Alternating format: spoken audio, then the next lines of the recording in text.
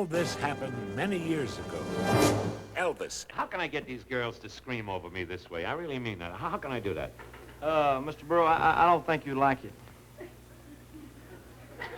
I wouldn't like one? What do you mean? No, I mean, I don't like it. All these girls screaming, always tearing your clothes off, and always, you know, trying to rip you apart, always trying to kiss you. I don't like it.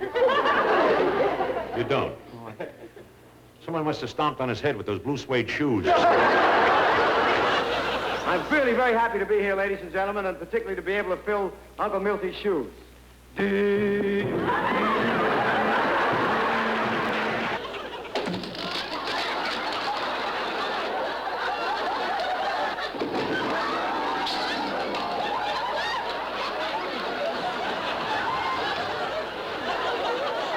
a minute. You listen to me. I'm Berle. Burl.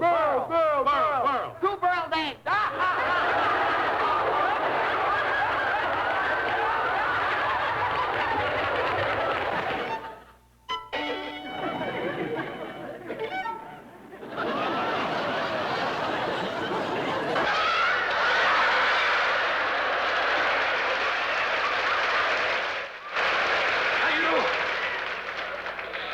Hey, you know I'm only kidding, you know that?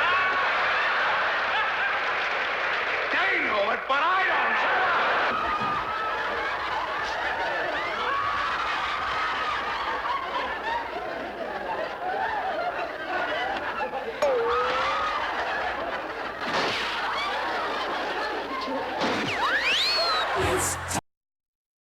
Hi.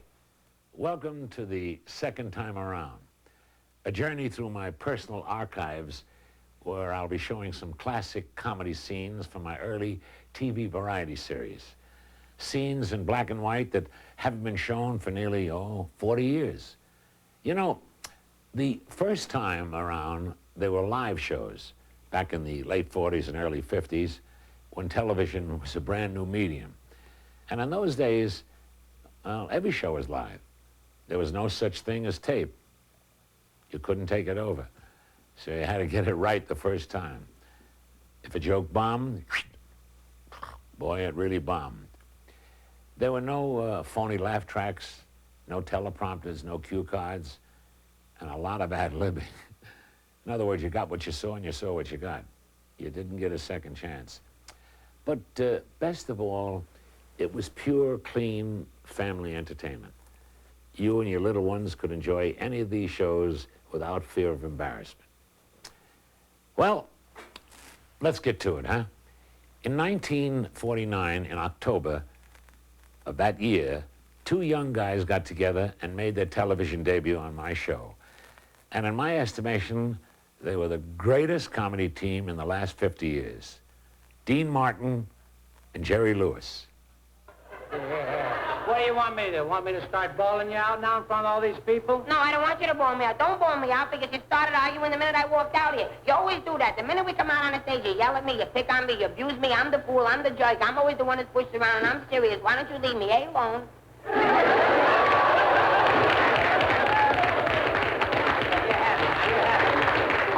Listen to me. Don't you stamp your foot at me, Miriam. I'm just as nasty as you. You don't have any consideration for me.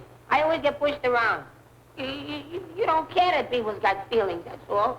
I don't mind being a comedian and everything and taking the jokes, but I got feelings. I work hard, and everybody knows that nobody on the bottom of my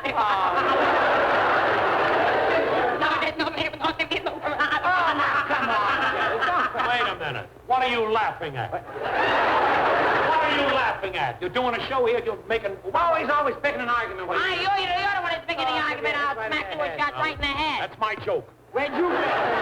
Where did I get it? Hey, that was one. Where did he get it, see? Because it didn't. Look. No.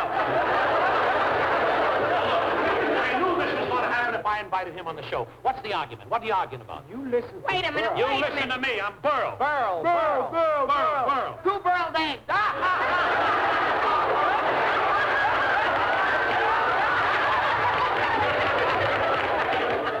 Now you listen to me. You broke the whole jaw. I broke the whole jaw. Listen to him. Why did I listen to him? You listen to me because I'm Berle. He's the star. I'm the star. Now say you're sorry. Yeah, tell me you're sorry. I'm sorry you're a star. I was- What are you ganging up with on me start. All right, let go. You're bending the hanger. You're bending the hanger. Wrong guy. What wrong guy? Don't make me get tough with you, Milton. Why? Don't make me get tough with you, Milton. Look at this chest. How did it happen? Oh, what kind of joke is this? What are you letting them pick on me for? Don't argue with him. You talk to him. Look, I don't want to have no arguments. We're always arguing, always yelling. We came on the show. I want to speak. I want to get You to want to say something? Go ahead and Do you say mind? No, I don't The mind. floor is yours. Watch it. Now, I like to just say this. We came on the Milton? Oh, we came on the show, see? Come on the show. I asked you, it's right. You asked us. Right. Very nice of you. We appreciate All right. that. But the sewage system in the city may control anyone else's feelings. Running for mayor may not be the way I do. What are you doing? You're messing up all my Stop clothes. it, you fool. Messing up your clothes? That's my material. Now listen to me. Look, I want to sing, Milton. I want to sing. I want to do what I want to do when I wants to do what he wants. to ask Milton. Ask me. Ask. I run the show. Ask me, Jerry. All right. Ask him. Ask now. me. All right. And now, if you want to ask him, you go right ahead. Now, I don't want to bother you. You go right ahead. Do whatever you want to do, because you and I are buddies. We're pals, and you go right. Do what you please, because nothing's going to happen between us. We'll always be friends. I don't talk too much, because you go ahead and you say whatever you please, because you and I, we're going to be like this all the time. Go ahead. Say whatever you want. It's okay with me, because we're going to be friends, and anything you say is going to be okay with Milton and with you and with me. Anything you want, because I'm quick. All right. I forgot what I was going to ask. What is this? What, are you working with him now? Wait, don't argue with each other. Every time I see you, you're arguing. Martin and Louis, no, always arguing. He starts it. He don't start it. You start it. You Don't- start it. Please, let's set... I remember you from the zoo. I want to take it. Good. Knocked it in, didn't I? I don't like how well you two are working together. Good evening, ladies and gentlemen. Now, look, listen. If you want to say anything and you don't want to speak to him, you ask me, I'll tell him. And if you want to say anything to him, go through me. I'll be the middleman. I'll tell him. Okay? All right, you tell him I don't like the way I'm being treated. I'll hit him. I'll bang him on the head. I'll kill him if he fools with me. I don't like it. Tell him that.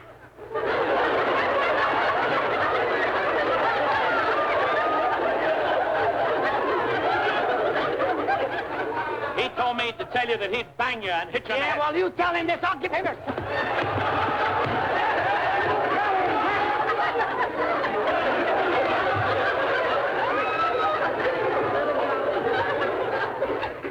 Wait a minute, boys. I don't care. I don't want to hear it. Tell him. Go ahead. Wait a tell him. minute, boys. You'll hurt each other. Take her!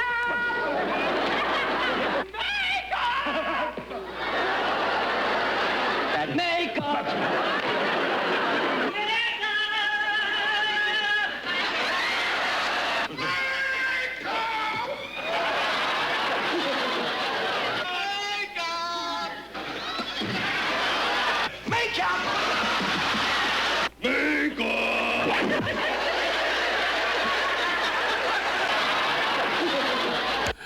I was hit in the face more times than the Three Stooges. You know, in those days, makeup was a trademark of mine. Everyone looked forward to watching me getting slugged in the kisser, especially the comics. They enjoyed doing it.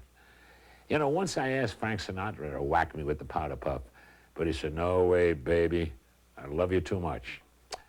So in 1950, here's what Sinatra and I did together, along with Georgia Gibbs. Yeah, well, I'm taking Francis to the dance. We'll believe me. decide who's taking it. Okay, we'll decide. Tonight is the night of the Oddfellas ball. Each belle will be there with her beau. We're both so in love with Miss Francie, so cool. We came here to ask her to go.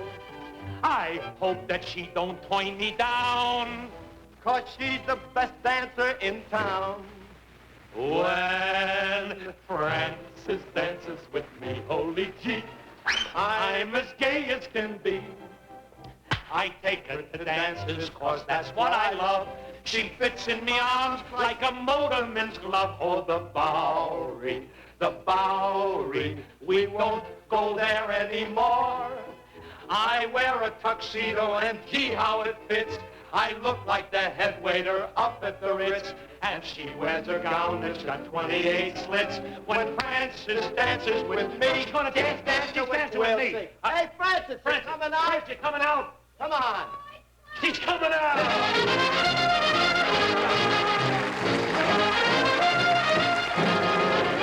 It's her nibs, Georgia Gibbs. She's my girl, and She's Francis is my going to go to date. the dance with She's me. my date. I show you. What can this guy give you that I can't? Listen, I'll take you to the dance, and then I'll take you to Coney Island. Oh, that sounds great.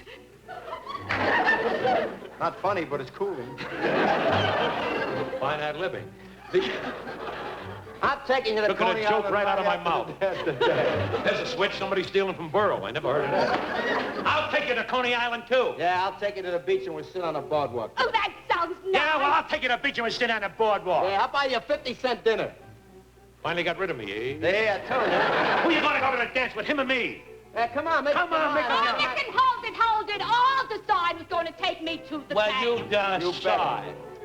I'm Francis O'Toole from the Winnetka Whites, the darling of 10th Avenue. They both asked me out to the Odd Fellows Ball. I'm wondering what shall I do? These bums are so kind and refined. I really can't make up my mind. When Francis dances with me, holy gee, he's as thin as can be. If Milky should tap him and try to cut him, poor Frankie collapses and falls on his chin. And with Milky, my Milky, it creeps me just like a creep. He fills me with champagne right up to my neck. Yeah. And then when the evening is over by You hear that? he picks up his hat and I pick up the check. No. I told you. Fine, all right.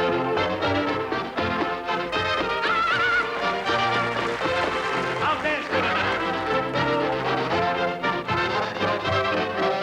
Come here. Oh, you kidding? You know that dance? Frank, get to it.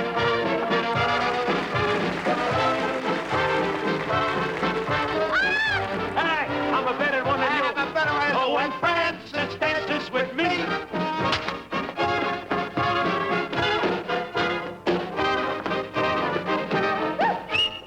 Now, who's gonna take you to dance? this I was You can't dance at all. Oh, wait a minute. I ain't going with any of you guys. What do You're going with us. you mean? Oh, hi, man. Somebody call me. Who are you? Who are you? She ain't going with either one of you guys. She's going with me. And don't make a frontal case out of it. Yeah. It's the arm, baby, and away we go.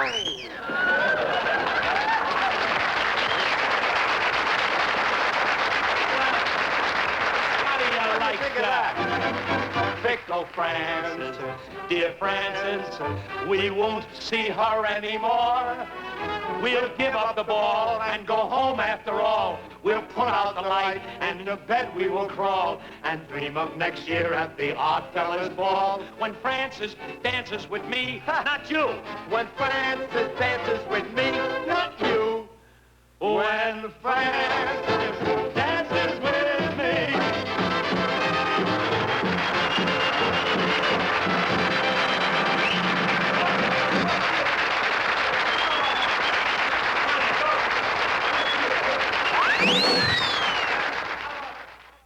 Boy, Sinatra was terrific, wasn't I?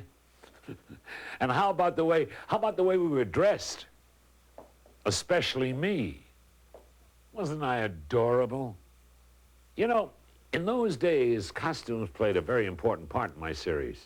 In fact, every Tuesday, the viewers tried to guess what hokey outfit I'd be wearing when I was first introduced on the show. Introducing America's #1 television star, who just returned from Washington after paying his income tax, Milton Berle.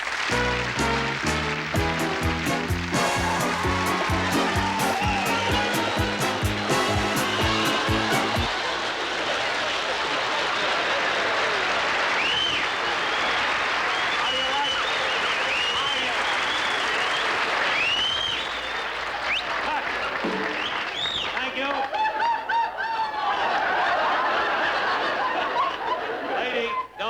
may have children of your own one of these days. The man who has captured America's heart, Milton Berle!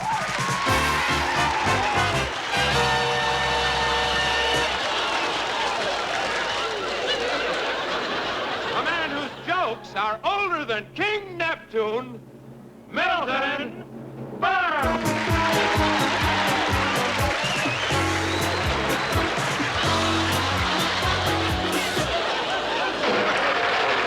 The man who gives the world a lift every Tuesday night, Milton Berle!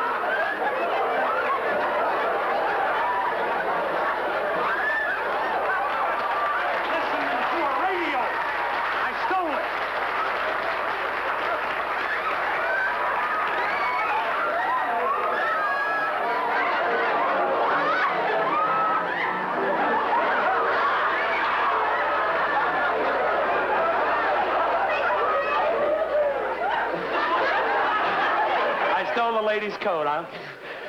Is this yours, man? Mink? You think it is. Wait till wind change. You see, I'm on television. Television? Yeah. Well, it's even more pitiful than I thought. Yeah. That was Edward G. Robinson in 1952. Oh, what a lovable man. You know, every one of my Tuesday night shows was the topic of conversation on Wednesday morning. In fact, everything that happened on TV the night before was discussed and analyzed 24 hours later in butcher shops, gas stations, department stores, and most of all, in supermarkets.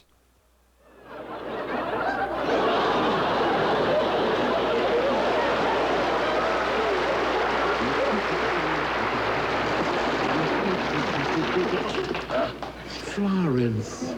Sybil. I came over for coffee, but you left the house early. Yeah, it's Tuesday, and I wanted to take advantage of all the specials. Say, could you reach over there and grab a couple of boxes of flakies for me? Happy to. Oh, flakies. I was taking something else. There they are. There's the flakies. Thank you. Thank you very much. I'll tell you why I'm so mixed up. You see, I'm tired. So I suggest something. Let's rest for a while. You should, because you look pooped. You up again late last night? You know what the trouble was? Just couldn't turn that set off. I'm hooked. Me too. Oh. Tell me, wasn't Gorgeous George just simply gorgeous last night? Magnificent. A magnificent hunk. I'm so glad you told me to watch him. That wavy blonde hair, those haunting blue eyes, that stunning sequence on his garment. And when he started to play I'll Be Seeing You... No. That was Liberace. I was wondering how he was going to get that piano in the ring. By the way, wasn't Catherine and Arthur Murray just adorable last night? They're just the perfect couple. I was telling my husband, Herman, I said, Herman, why can't you be more like Arthur Murray? Why don't you ever ask me to dance? Arthur's always asking Catherine to dance, and you never ask me. Brad, you know something? What? I bet Herman could be another Arthur Murray if he really wanted to be. You honestly think so? Oh, I do think so. All he has to do is learn a few steps. He already has his personality. Well, Guess I have to be thankful for small favors. Yeah. Your husband's wonderful. You have a prince in Roger. You know that, don't you? Yes. That man doesn't know what to do next for me. He doesn't really. Would you believe he's buying me a brand new television set?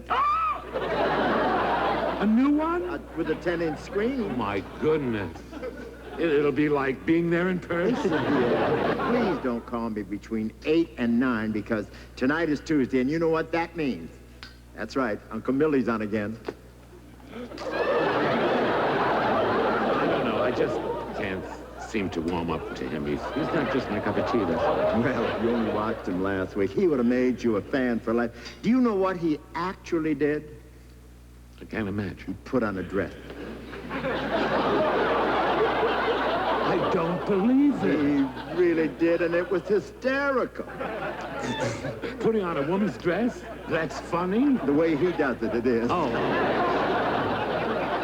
I don't care what you say. I think that is a terribly cheap way of getting laughs. You give me Bob Hope anytime.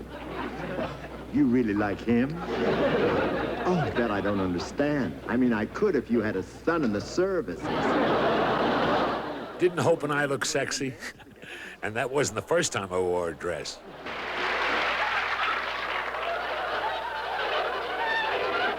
Thanks a million.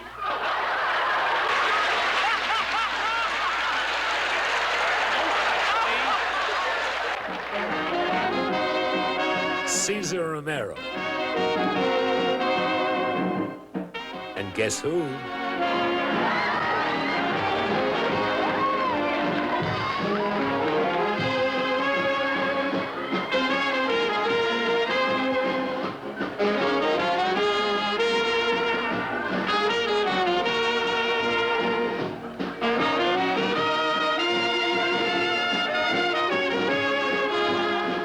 I told Caesar to rehearse.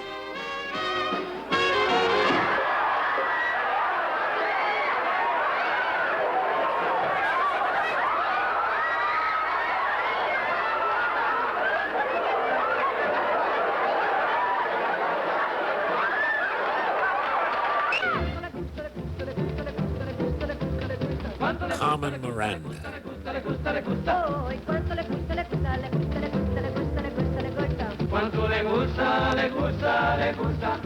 Tony Martin.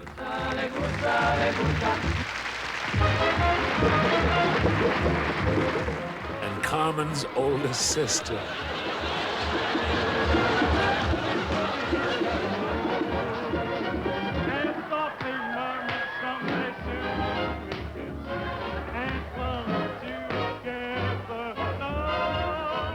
Oh boy, that girdle must have been killing me.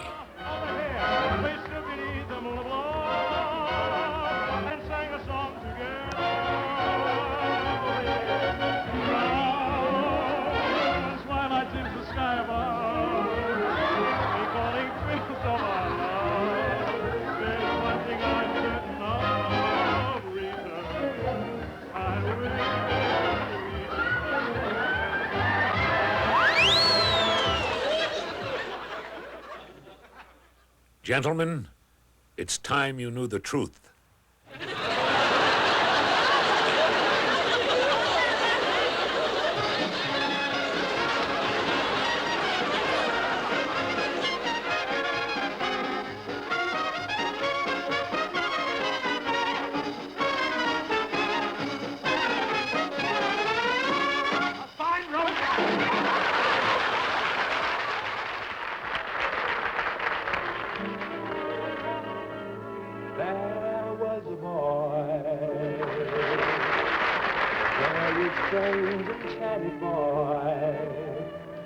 They say he wandered very far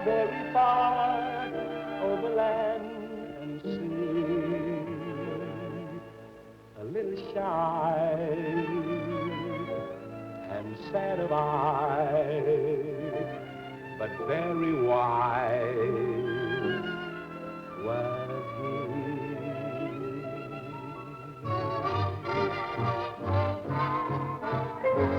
It is only a pale moon, no fire would be, but it wouldn't be make-believe if you believe in me.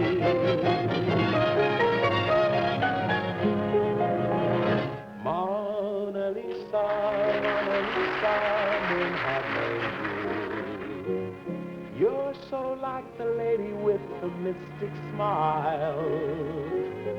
Is it only 'cause you're lonely they have blamed you for that Mona Lisa strangeness in your smile? If you ever plan to motor west, travel my way, take the highway, that's the best. Get your kicks on Route 66.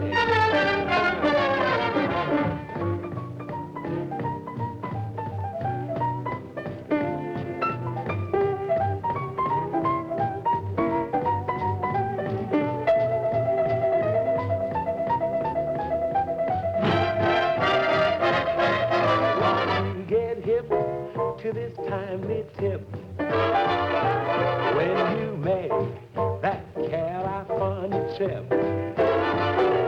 Get your kicks on Route 66. Get your kicks on Route 66. Get your kicks on Route 66.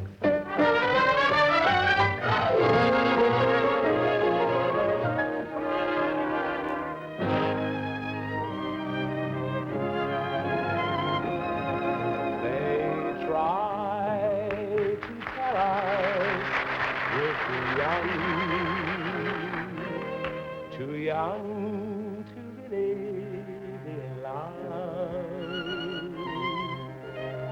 They say that love's a word we've only heard, but can't begin to know the meaning of. And yet, we're not too young to know.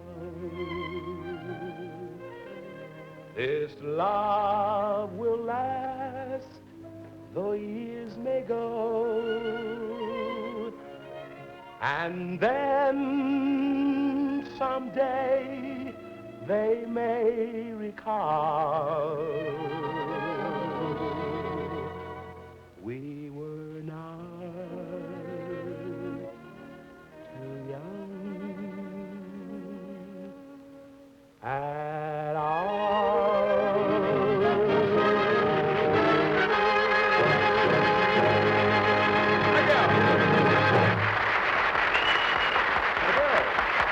We all have to change. You remember the old Berle, don't you? I do. Yeah? It's the only thing that ever frightened me.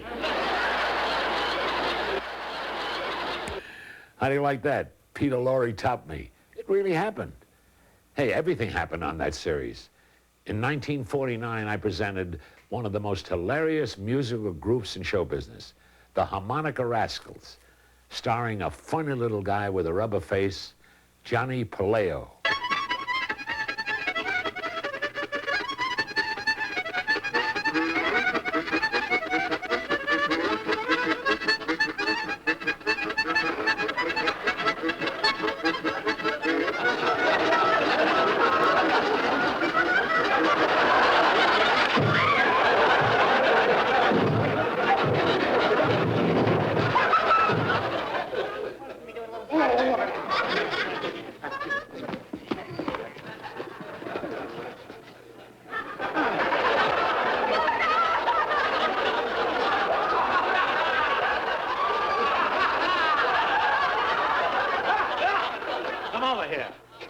What are the idea of hitting this fella? Go over and apologize. Shake his hand. Oh, no, he was... Take his hand. That's fine.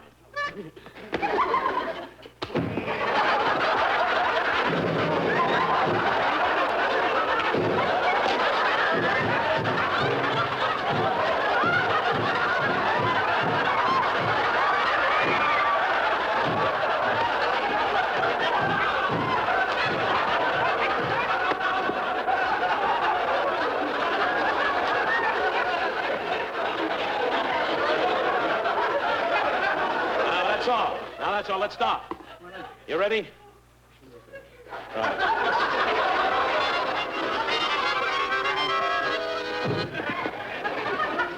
Your nose?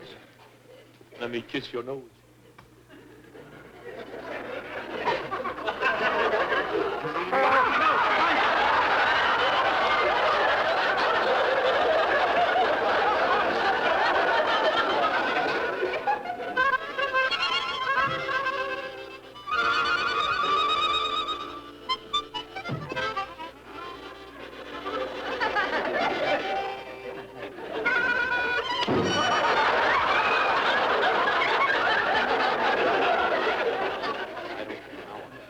All right, now, I'll let you do especially by yourself. You go by yourself.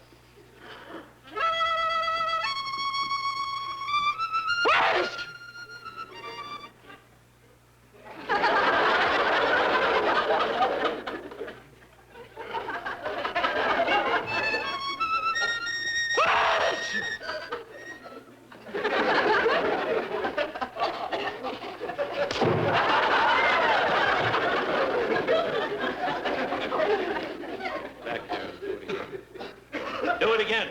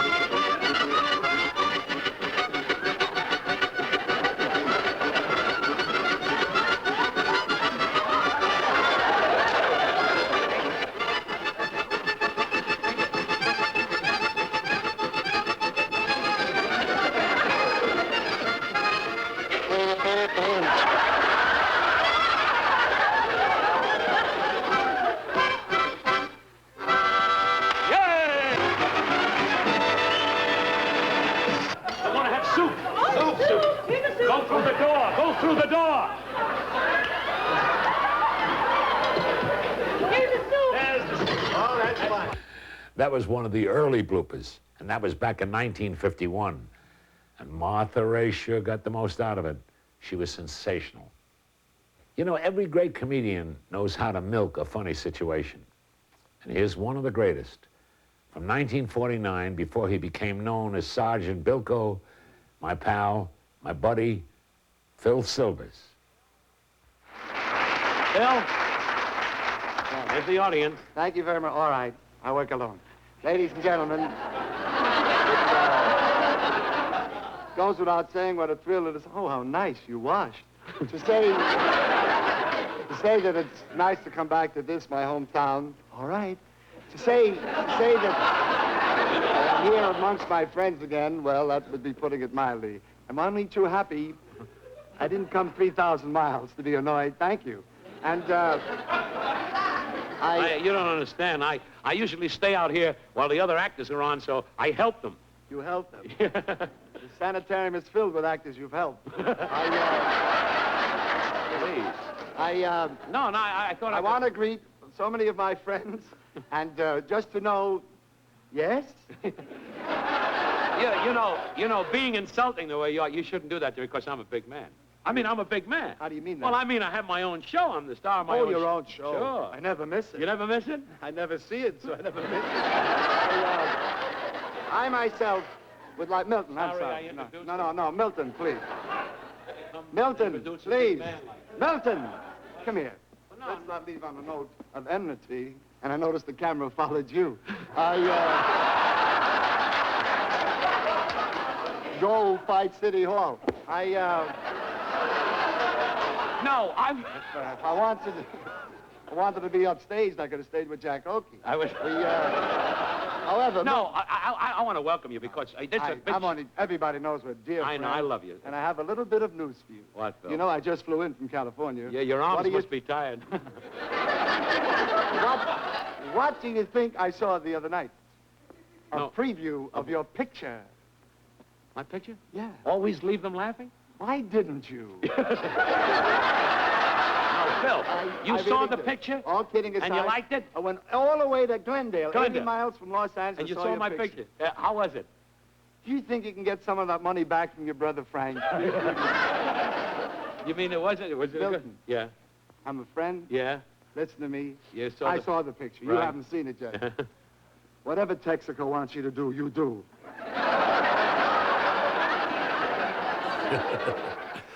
And then Phil gave me his classic singing lesson. What I'd like to say is, Milton. Yeah? Do you believe in me? I believe in you. Kidding aside, you know I am a friend of yours. You are a friend If of you're desirous of singing, it's all voice placement. Proper singing is a very easy accomplishment. Do you mind? Yeah. Do you want me to help you? You want to help? Well, you Have see- you helped anybody? Yo, Sinatra was nothing when he came to me. You see, if you learn how to breathe Yeah, properly, yeah. you see, and this is called the mask. Yeah. This is kept relaxed and loose, very loose, you see. Just really loose. And never sing nasal or from the head. Just real loose. You understand me? What is the highest note you can sing? What is your high note? C. C, that you sing. C, sing. C. Breath. Take a breath. Always breathe before you sing. C. C. Breath, not too nasal, from the head loose. C. C.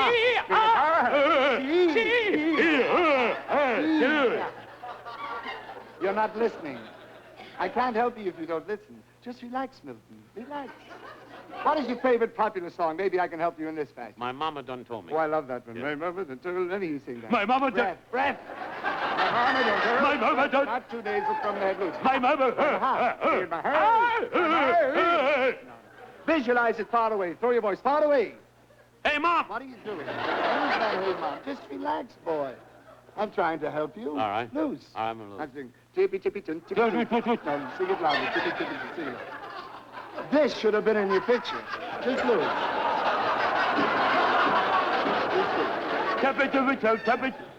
Milton, I'll have to go to extremes to help you. I'm going to use the hypnosis method. The what? You see, I put you under my spell hypnotically. Yeah. While in this condition, you repeat anything I say and carry the same thought. I repeat anything you say? Yes.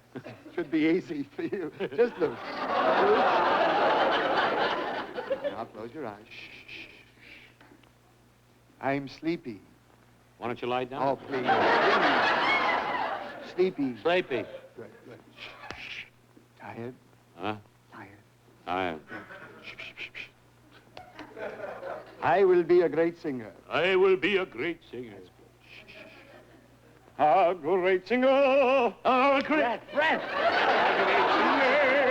Come quickly. A great singer. Singer. Singer. Sing, Breath. Sing, sing, sing. No. Listen. Sing, sing. No. You're fighting me. Just do. Sleepy? Huh? Sleepy. Yeah. Tired? Huh? Tired? Yeah. That's good. Repeat anything I say. Yeah. I will pay a reasonable amount to my guest stars. Say that nicely.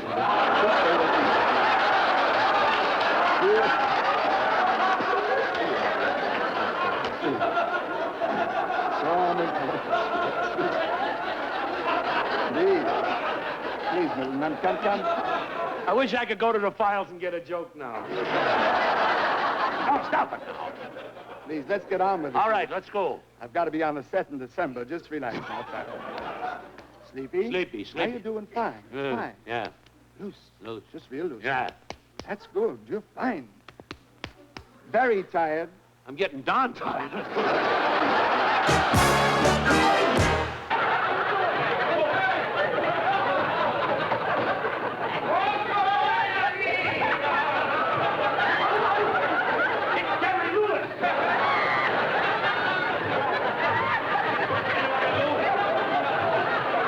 Incidentally, a lot of you people probably don't know that the star of our show, Milton Berle, has quite a great talent as an author and as a director. Only this morning he wrote a play, and he tried to cast it. In fact, we wanted to do it tonight and produce it for you.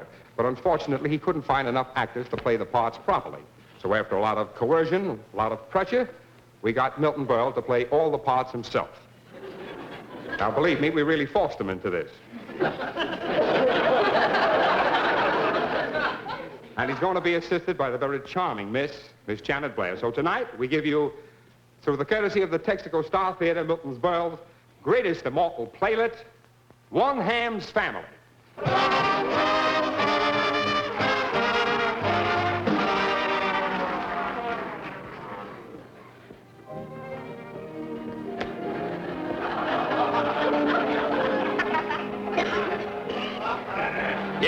This is the home I was born in. This is my father's home, and his father before him, and his father before him. My family went back to John Paul Jones. In fact, I went back so often, the bottle was empty before I got there. I wrote this stuff. Yeah, after all these years, I'm living here with my own daughter, Genevieve. Genevieve, I'm going to lose the old Hempstead. I must inform...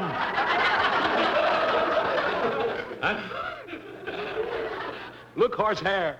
I must inform my daughter of this sad news.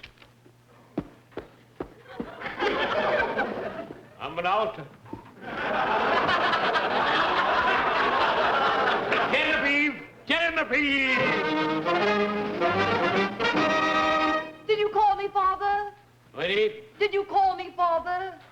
How can I call you father? I'm the father. What's the matter? That's a humdinger, ain't it? Yeah, why, Genevieve, you're my only daughter, and I have some powerful sad news for you. Genevieve, tell me, how old are you today? 21. 21, that's too bad. Because I was your age, I was 30. But you're old enough to know, Genevieve, Desmond Davenport, the villain. Got the wrong eye here. They hold the mortgage to the homestead. He does, and it's due tonight at the stroke of midnight. It's 8 minutes past 11. Desmond Davenport. Desmond, what's his name? Desmond Davenport. Make him a couch. Desmond Davenport. We'll be here any minute. I'm going upstairs and look at my television set. Maybe Arthur Godfrey will have a winner. Woe is me, what shall we do, what shall we do? Hark! Hark! I hear someone approaching. Yes, someone is coming. It's that villain, Desmond Davenport, coming to collect the mortgage. Don't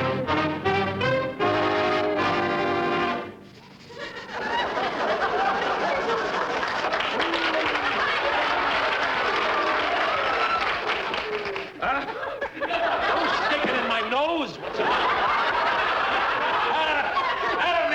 Beauty! And hand me, you beast! I have you in my power.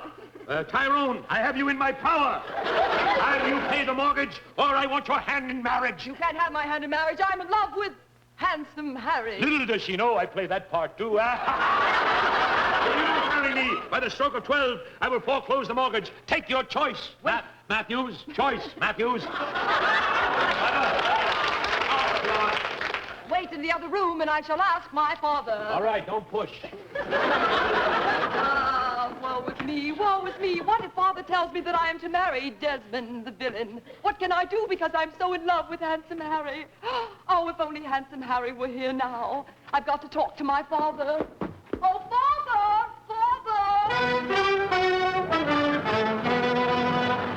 Oh, Father, Desmond Davenport wants me to marry him, or he will foreclose the mortgage.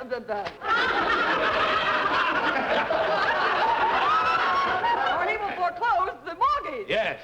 What shall I do? What shall I do? Buy glasses.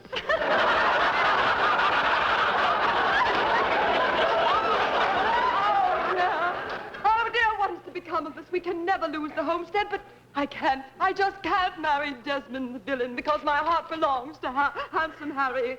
That's right. That's right. I shall never marry him. I'll go tell Desmond right now. Come out, Desmond, you villain. I've got some news for you. That's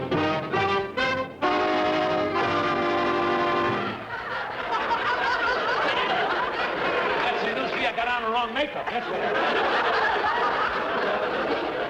Desmond Davenport. Yes. You scoundrel, I shall never marry you. Go ahead. I'm in love with handsome Harry. You are, huh? Hush this. I shall be back with the stroke of 12, and if you do not pay the mortgage, I shall foreclose. I'm going the wrong place. Woe is me. Oh, what a horrible day this has been. I have just told Desmond that I shall never marry him. And this is the day that handsome Harry is going to return home on a furlough. He should be here any minute. And here he is now.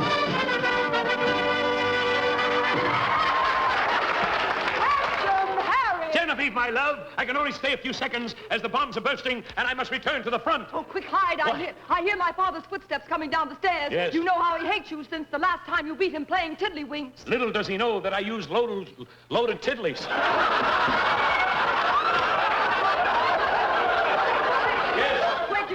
Before he finds you in the closet there. All right, in the closet. In the closet there. All right. Oh, dear, I'm so happy that handsome Harry has returned. He will think of something to save the homestead, and then we'll be married and be so happy. Oh, I love Elvis.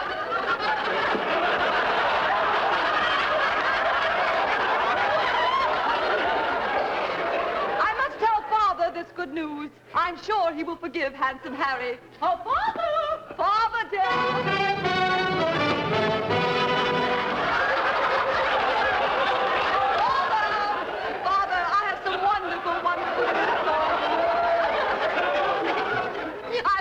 News. Handsome Harry is going to be here, and he will save the old homestead. All right, so you made me change for just that line. Oh, happy days, happy days. I can see days in the future with handsome Harry as my beloved husband. But first, I must ask him if he has the money to pay that villain, Desmond Davenport. Oh, handsome Harry, you can come out now. The coast is clear. The coast is clear. Shut that door.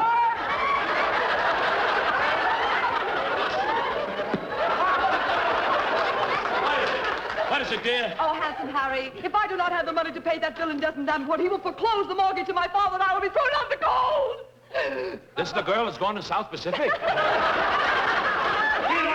Fear not, handsome Harry, do not forget you. I've saved my money from my army pay, my uncle's pay, and I lost my aunt's pay. Are you through that cigar? Not bad, friend, BC. Red Skelton, a show business legend. You know, many entertainers I introduced became legends later on in their careers. They're all here in my archives. And here's one of the true giants, a young boy with a most unique style, often imitated but never duplicated, making one of his first TV appearances, the one and only Elvis. Hey, young man, if you want an autograph, will you stand in the back there? I don't care who you are. Everybody wants... I'm Elvis Presley. You're Elvis. You kidding? I know Elvis Presley better than I know the A&P Gypsies. Are you kidding? You do? I know Elvis Presley, 6 feet tall. He's big shoulders. He's got lovely hair, and he's got blue eyes, and... Elvis Presley!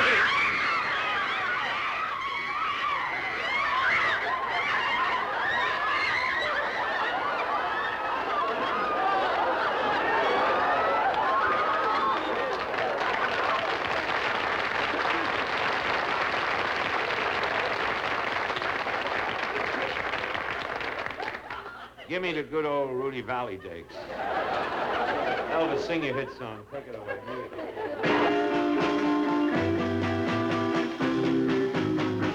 Hold me close. Hold me close. Make me thrill. Let me know.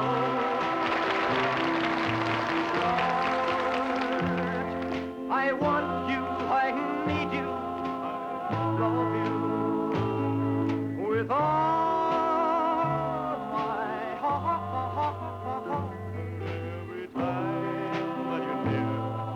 all my cares disappear. Darling, you're all that I'm living for.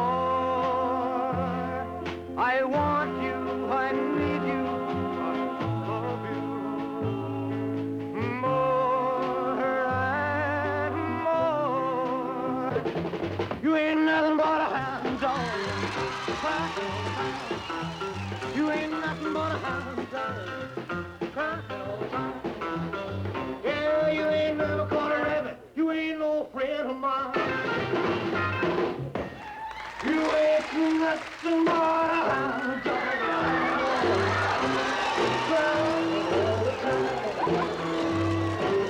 You ain't nothing but a hound dog. Crying all the time. Well, you ain't never caught a rabbit. You ain't no friend of mine. You ain't nothing but a crying. You ain't nothing but a hound dog, crying all the time. Well, you ain't never caught a rabbit. You ain't no friend of mine.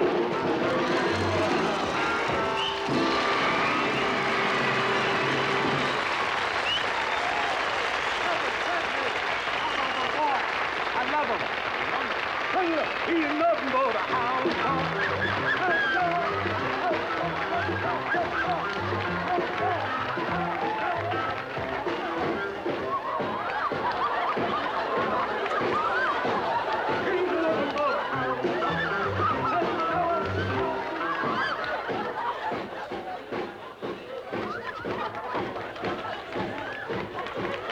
How about my boy? How about him? Huh? Come on.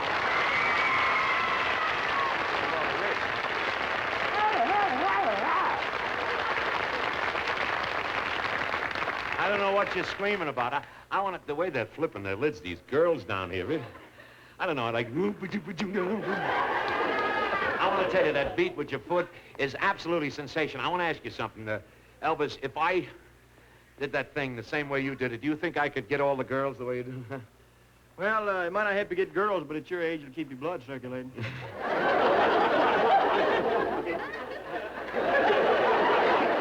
At my age. You make me feel like a used car. My taillight may be dragging, but my battery is still charging, I'll tell you that. I was nutty. But Elvis was the greatest. To us, he'll always be the king of rock and roll. You know, we had all kinds of music on my series, from rock and roll all the way to grand opera. Votre temps, je peux vous le rendre, Seigneur, Seigneur, car avec les soldats, oui, les toreros, ils veulent s'attendre, pour plaisir, sont les combats. Le cirque passe jour de fête, le cirque est plein d'iotamas. Les spectateurs perdent la tête, les spectateurs s'interpellent à grand fracas. Apostrophe prise à tapage, poussée jusqu'à la pilelle, car c'est la fête du courage, c'est la fête des gens de cœur. Allons, on gagne, allons, allons, toréador, en garde, toréador, toréador. Et songez bien, oui, songez combattant, prenez voile de gaule, et que l'amour t'attend, toréador, l'amour t'attend. Tout d'un coup, on fait silence, à quoi se passe-t-il? plus de tristesse, plus de tristesse. Le taureau s'élance dans l'histoire de terrible. C'est long si l'autre frappe, un cheval roule, entraîne la picador. A bravo taureau, la folle, le taureau va et vient, et frappe encore. Ces banderilles, la défilée pour le cirque est plein de sang. Oh, ce sauve Francis les filles. C'est au tour maintenant. Allons, en garde, allons, allons.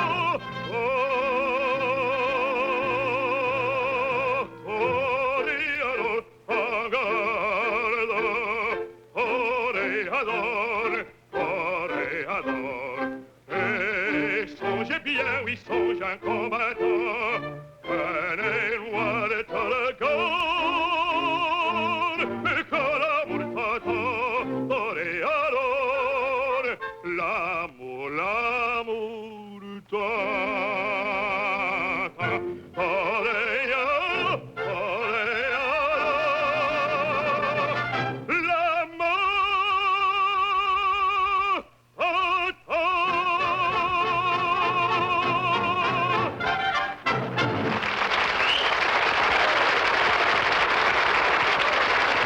we'd like to sing a medley of operatic arias, which we hope you will enjoy. Maestro!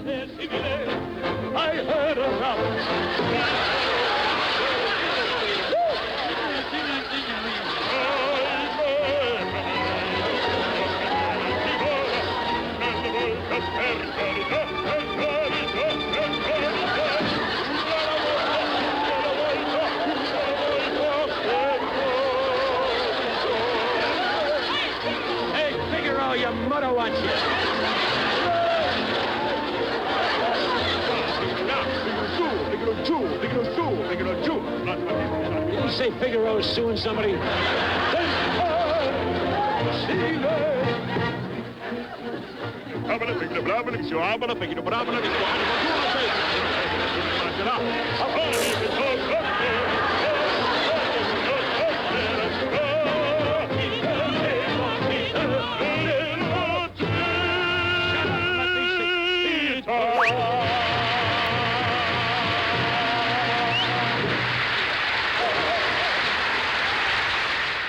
Have you any idea where we can get $150,000? Ronald Reagan. Well...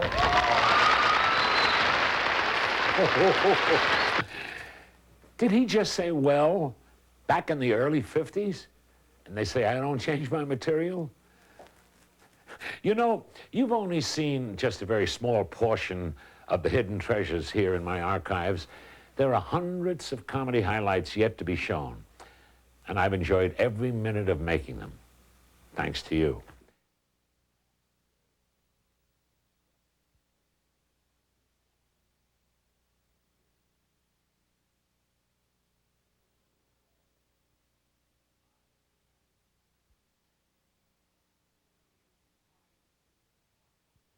It's time to watch Milton Berle the second time around. and meet Milton's guest stars. You'll love the way they clown. Hokey bits, classic skits, old and new jokes, without any blue jokes, and laughs by the pound.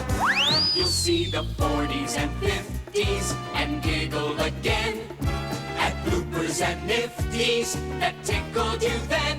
So let's all have a ball with the shows that he found. It's Milton Berle, the second time around. Hi, now you know what you're in for. A carnival of comedy.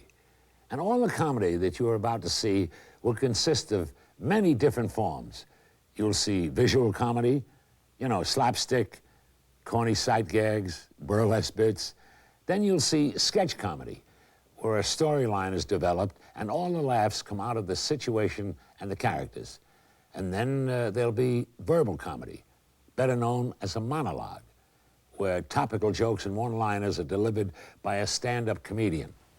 You'll see comedy songs and afterpieces, which I'll explain a little later. But let me just say this. Whatever form the comedy takes, everything has been done before. There's nothing new, there's nothing old. If you've never seen it before or never heard it before, it's new. Like in this opening scene starring Steve Allen, where I tried to step on a character by singing a serious romantic ballad, and Steve tried to talk me out of it. This is ridiculous. What's ridiculous? I mean, come on. Milton Berle, one of the greatest comedians of all time, stops to sing a ballad in the middle of a swinging comedy show? Embarrassing, Steve. I'm sorry. Well, I thought I might, you know, show my versatility. I mean, you've been doing comedy all night and getting so many laughs all through the show. I thought for a change of pace, I'd show the audience that I can do something else. Well, of course you can do a lot of things, Milton, but when they see Milton Berle build on a show, am I right, ladies and gentlemen, you expect to see the things that Milton does that we've always loved him for. You know, like that. I'm talking... No. You're wrong. I'm right. I'm talking about the wonderful things where you walk on the sides of your feet like that. And you go like this and you say, I'll kill you. You know, that kind of stuff. That's what they love, shtick. You know what I'm talking about? You know, wild hokum. But Steve, yes. Let me tell you something. Now, let me tell you something. That's just it. You see, I believe that all that stuff that you just did, walking on the sides of your feet, yes. That stuff is old-fashioned. It's not new. I mean, really, it's dusty. It's not funny anymore. Milton, would you please listen to me? Now, you are conducting... I've watched you do seminars and symposiums on different college campuses. It was, what, about 3 months ago I saw you a lecture on comedy at UCLA? That's true, that's true. Yeah, now, if I recall, Milton, that day you were talking about Laurel and Hardy and how great they were. Oh, sure, they were great, Steve, but that's years back. See, that style of comedy is out. Or should, you know what I mean? Yeah. That's it. You know, all that hokum stuff, that stuff, that's not funny anymore. Would you say that again? I can't believe this. I said that's not funny anymore. Milton, you must be out of your mind. I remember you were telling the students about a certain picture Laurel and Hardy did. What was the name of the film? Slapstick. That's the one. Yeah. Now, you remember you told them how funny it was when Oliver Hardy took a crayon out of his pocket and he did that. Yeah, remember when he did this? No, you remember that. That's fine. That's fine. Thank you very much. What did he do? You remember that he actually drew big eyes around Stan's face like that, and a funny mustache like that, and a little beard like that. Yeah, and then he opened up his mouth and he blacked out a couple of front teeth like that.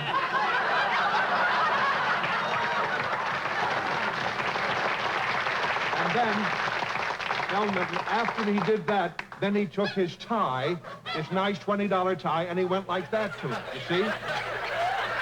And then not only that, but he opened up his coat and he took his suspenders and he just cut them like that. I'll show you what I'm doing. Then he cut the other suspender like that. Oh, yeah, that's exactly what he did. And then he wasn't content to stop there. He took his pants and he went like this.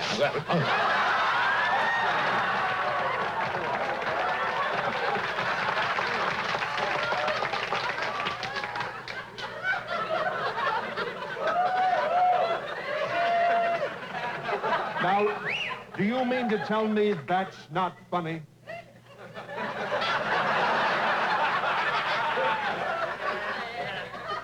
That's not funny. Wait a minute. I've never heard of such a thing.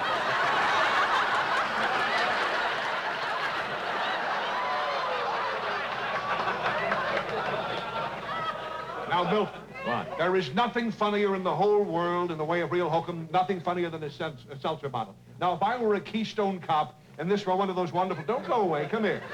One of those wonderful Max Sennett comedies, and I were to take this bottle and just spritz it all over you like this. Up and down, up and down. Now, just turn around. Just turn right around. Up and down the belt.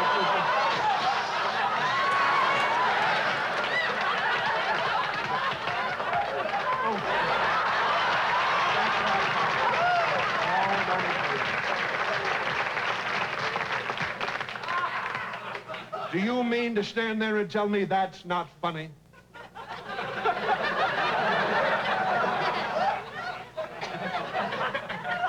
It's not funny. Stay right where you are.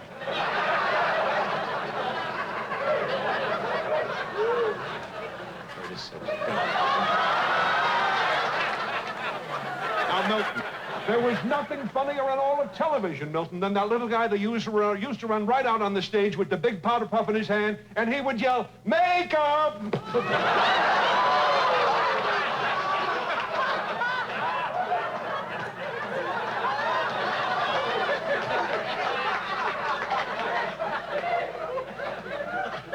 Now, do you mean to tell me that's not funny?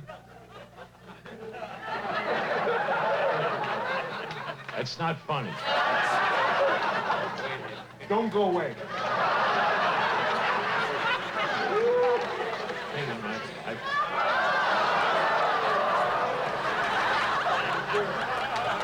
Now, Milton, pay attention now. I want to ask you a simple question. You've been in the business many years. If I were to take this pie, this very pie, if I were to take this pie in my hand... And you went like this?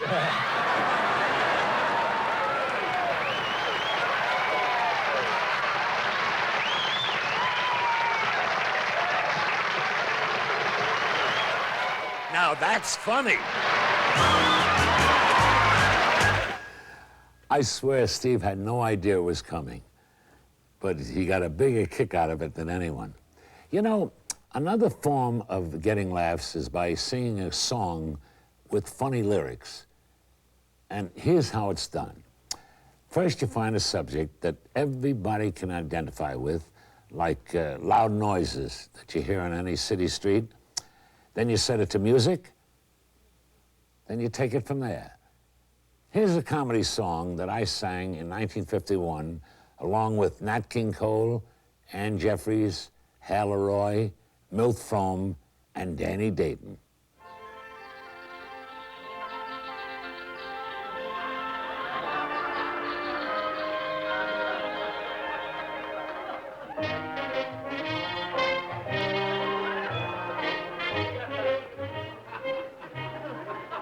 When the dawn comes in on little feet and the city's deep in slumber sweet, we come in view, the people who make noises in the street.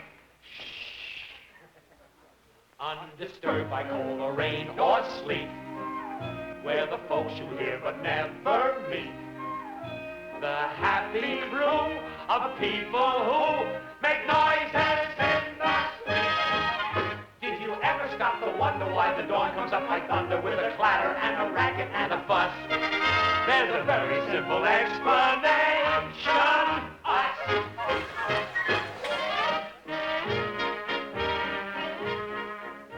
When I start my car, they hear it in far Somali, Molly. When I'm shifting gears, folks hold their ears in Bali, Bali. My motor, without even trying, sounds just like a B-29. And then if I have any luck, my horn goes and gets itself stuck.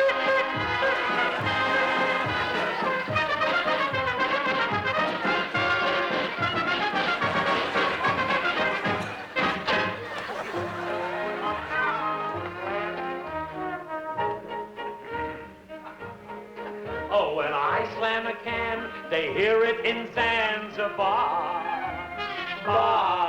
And when I make a bang, folks jump up in Shangri-La, la. don't use much paraphernalia, but I make more noise than Sedaris. I drop every can with a crash. Oh, I'm just a silly old ass.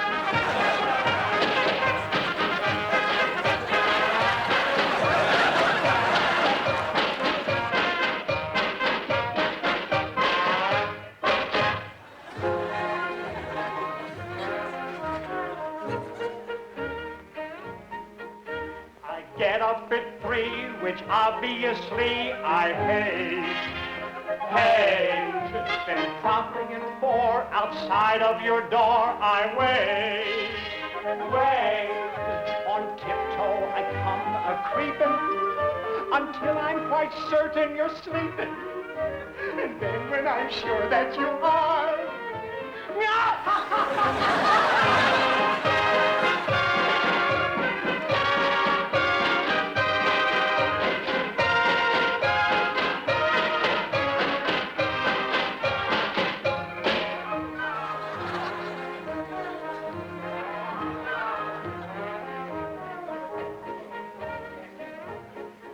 I'm as gay as a pup when I'm digging up the city.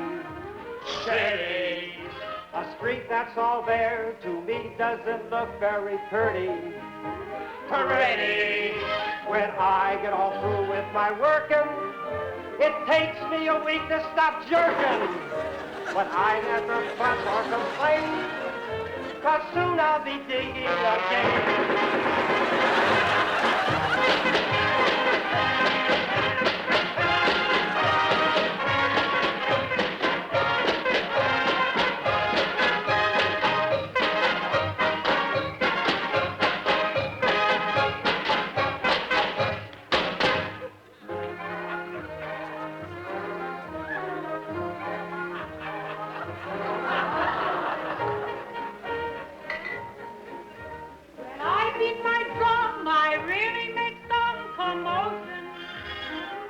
I pound with such force, the sound travels across the ocean.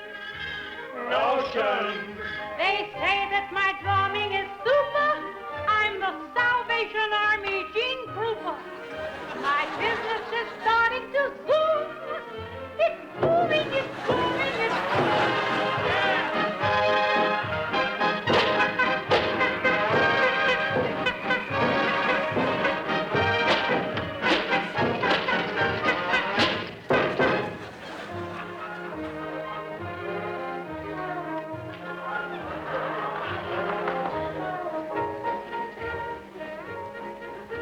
When papers I sell, the headlines I yell, I shout it. Shout it. You all know my call. Hey, mister, read all about it. About it. When I shout like Mary Olanza, from Chloe I could get an answer. Though I've never sung at the Met, I'm louder than any quartet.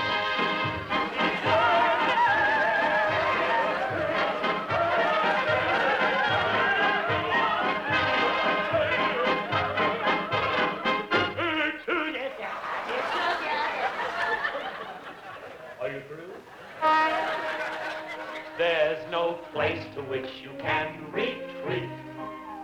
And in heaven when you meet St. Pete, though you find the gates are pearly, you'll be wakened just as early by noises in the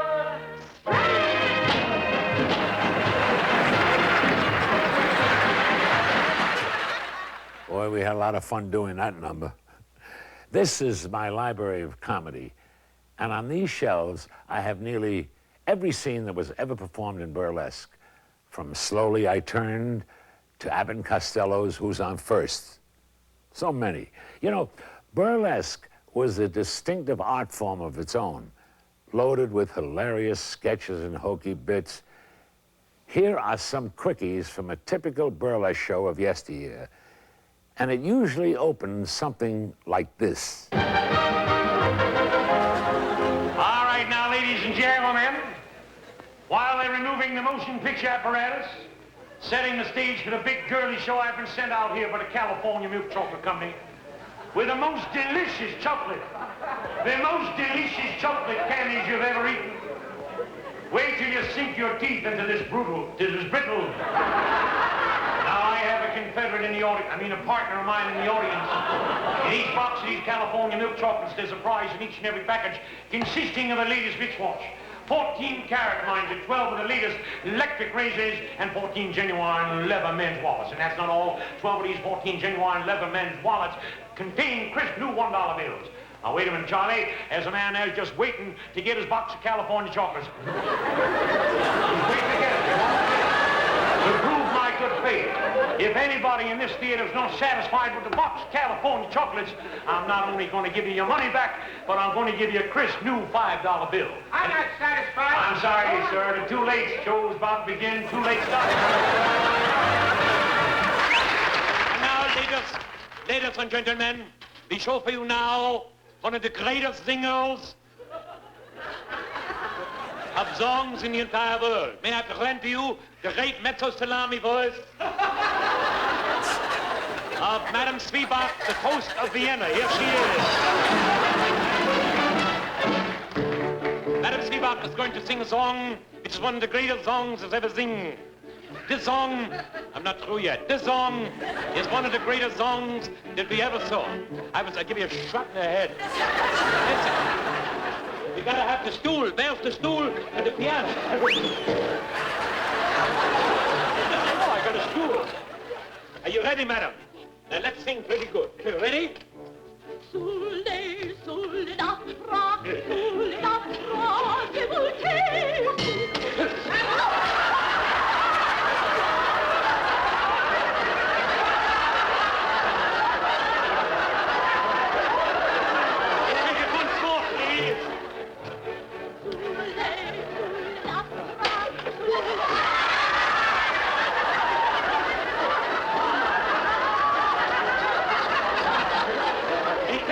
More, please, if you don't. Wait a minute.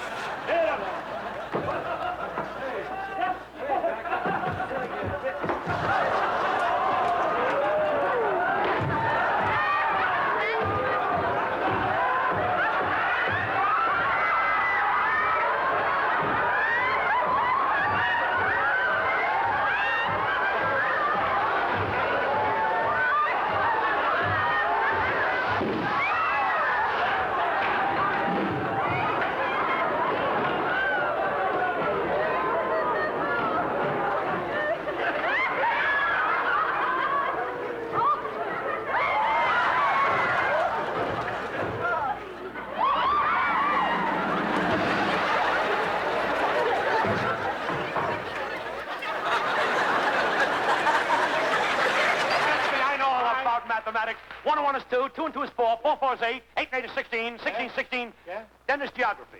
I know everything about that. Sit down. Yeah. Sit down, Master Milton. Yeah. Here's a tough question for you. All right, Just go for ahead. you. Go All ahead. right. If a person were to work 7 days and get paid $13 a day, Yeah. how much money would he have at the end of the week?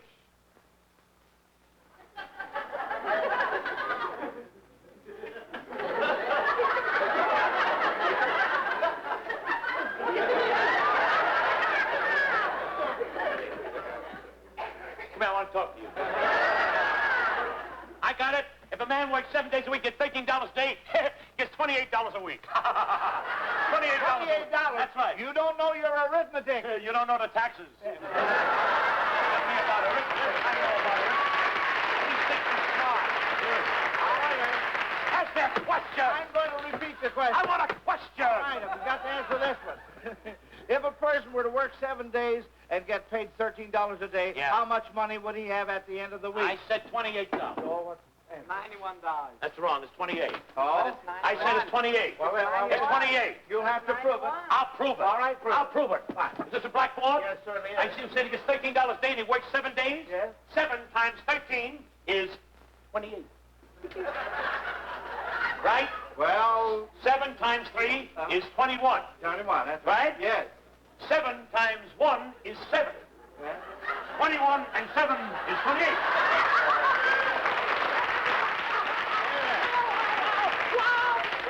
What's that? Now, wait a minute. Yeah. Put 13 down on the blackboard 7 times. 13 on a blackboard, 7 times. That's It's very right. simple. It adds up the All same. right. It's 1, it's 2, 3, 4, 5, 6, 7. All Is that right? Yeah, well, add it up. 3, 6, 9, 12, 15, 18, 21, 22, 23, 24, 25, 26, 27, 28.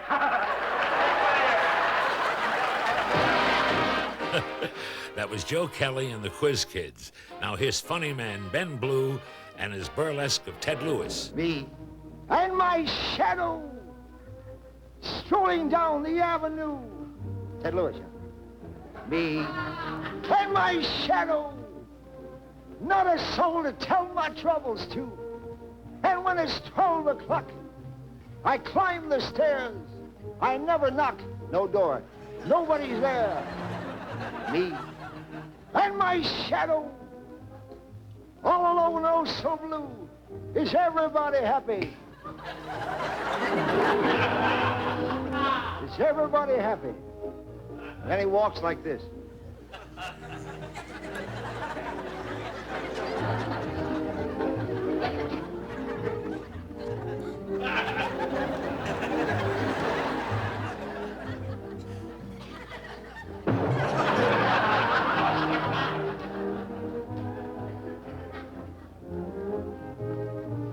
I said, hey. Is everybody happy?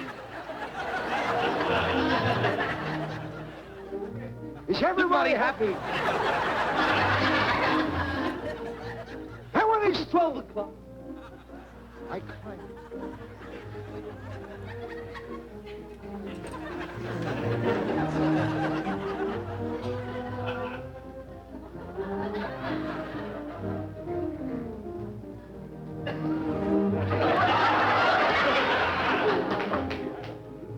Hey, hey, zip.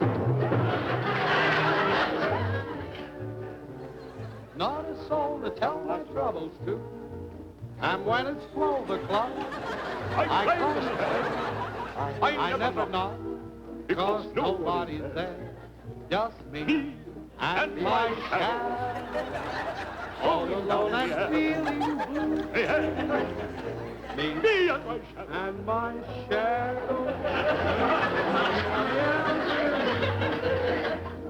Me and my shadow, not a soul to do. And when it's 12 o'clock, I climb the stairs. Cause nobody's there.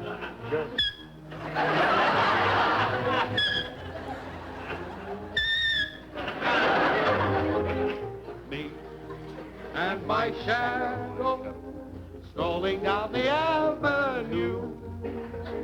Me and my shadow, not a soul to tell my troubles to. And when it's 12 o'clock, I climb the stairs. I never cross over there.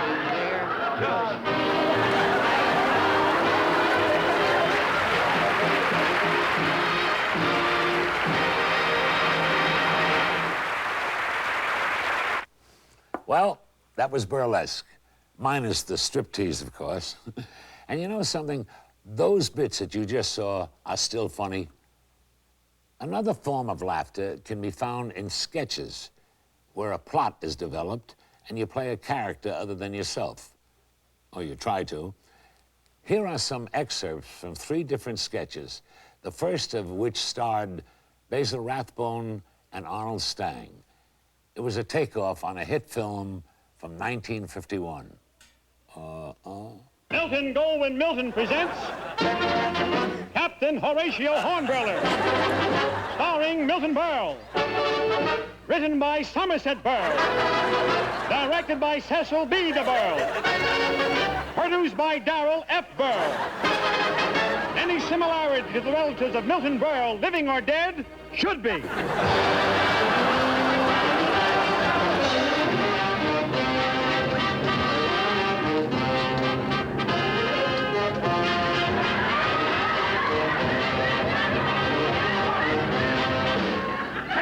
Philip Morris. Quick! No one can outdo Horatio Hornbrook. No one. I am the captain of the ship, the SS Budweiser. What a schooner. We sail the foam, that's what we do. I have been searching for 7 years, looking for the English ship, the SS Piccadilly. English ship is loaded with crumpets. Crumpets, that's English for halibut. Aye, clever, huh? Well, you can't fight these things. I give orders around here. Me, you there with the long underwear, batten down the hatch. Keep your mouth shut. And you up there in the crow's nest, come down from the crow's nest, I say. Come down from the crow's nest. You understand? It's the last time I'll ever buy any material from Walter Pigeon. Yes, just tied the volunteers to the mizzenmast. To the what? Mizzenmast. Don't you know where the mizzenmast is? I didn't even know it was mizzen. I didn't know. Sir, what shall I do with the volunteers? Bring them in here to me. Aye, sir. Not I, you. Don't make a whole sentence. All right, you. Come on, you guys. Come on, you filthy slime. Come down here. Come over here. You, turn around. What did you do before you were in the Navy, hey? Where you from? Speak up. So you won't talk, huh? You won't talk. What's your name? Harry Gross? New telephone number, Alcatraz 64839. You're okay in my bookie. I want to tell you one more thing. You slimy fool! What kind of an outfit is this? I'm a second lieutenant. Second lieutenant?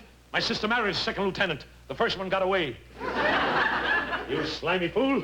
Look at those dirty rags he's wearing. Take him downstairs and get him some clean rags. All right, come on, you get along there! And you, turn around. Who are you?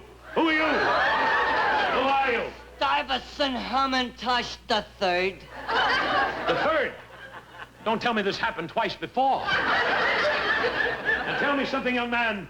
What are you doing with a marine hat, a sailor coat, army pants, and a parachute, huh? Well, I couldn't make up my mind what branch of the service to join. Ah, stop it now.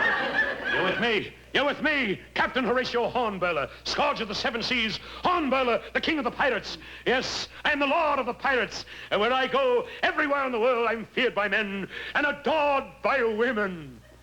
You're kidding. No, I'm not kidding. You volunteered to be with me. You volunteered? Yes, you did. Who volunteered? You did. I'm walking along the waterfront, just taking in the sights, you know what I mean? All of a sudden, someone gives me a clap on the back of the head. This is a volunteer? Oh, stop it now. First mate, come out here. Yes, sir. Take him downstairs, you bilgy rat, you slimy fool. I am the captain of every ship that I survey. You. Who are you? Who are you? Captain Basil Rathbone. Basil Rathbone.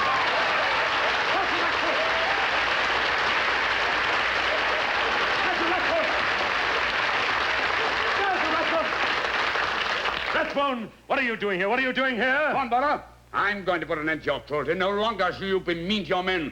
No longer shall you feed your crew on tasteless penguin meat. Penguin meat? How dare you say that I give them penguin meat?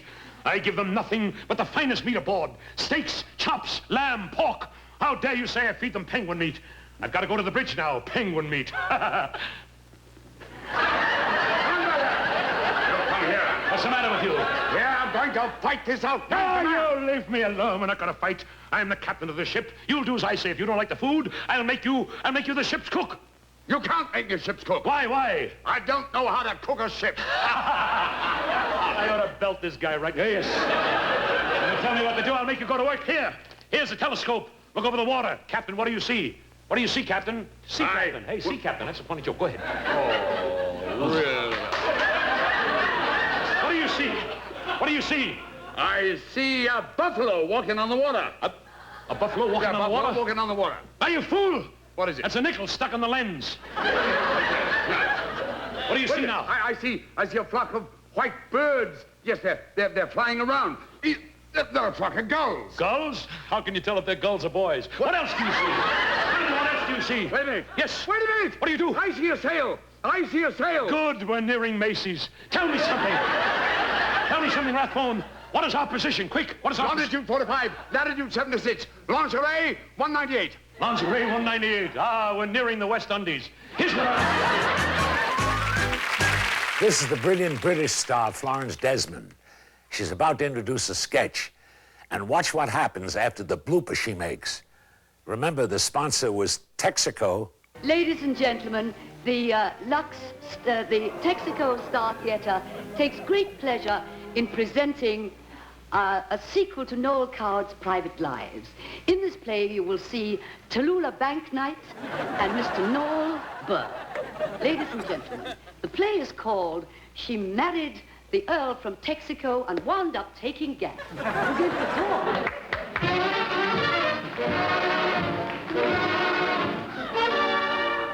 I'll see you again whenever spring breaks through again. Dampen you. I'll see you again whenever spring breaks through again. Oh, I don't want to run. There you are. I know what the trouble is. These gloves. Lux Theater, you fool.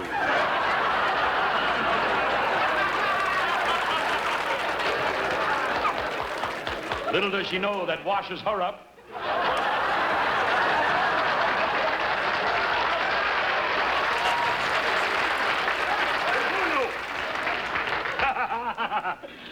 You're on with Sullivan next week. Here we go. I'll see you again.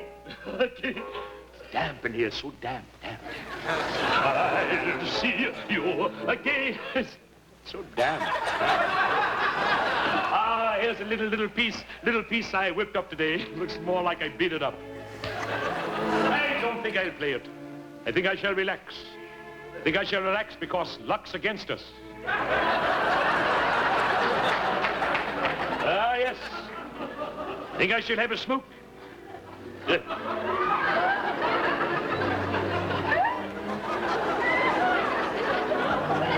haven't met you someplace.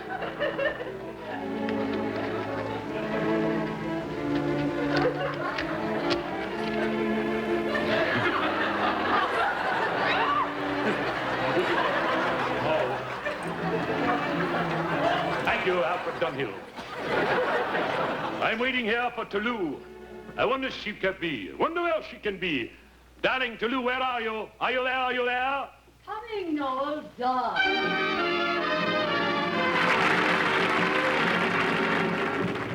Ah, darling. Oh, no. Cigarette? Thanks.